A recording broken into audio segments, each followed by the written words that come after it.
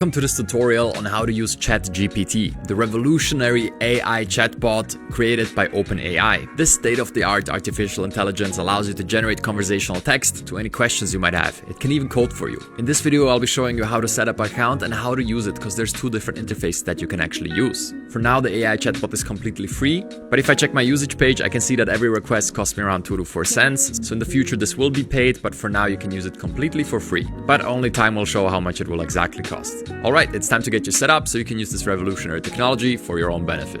For the very first step, you'll open your browser and type in chat.openai.com. You can also just click the link in the description below.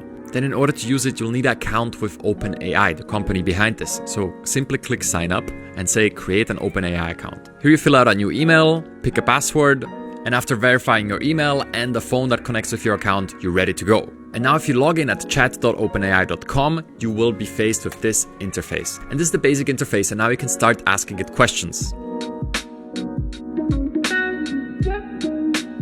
But I want to show you another way to access this, because this is the user-friendly way, but you can also go to the playground over at beta.openai.com/playground. And in the playground, we get more customization options. So you can actually pick the AI model that they trained here.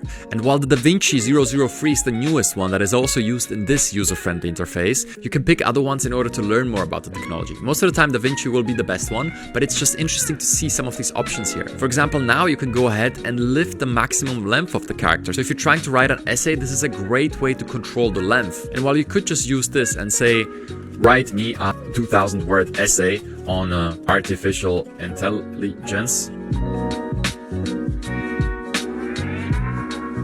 There you go. Some of these manual controls can be useful, and here is the killer feature that I'll end this with. You can load these presets, okay? And these presets can be a fantastic starter point to explore the chat.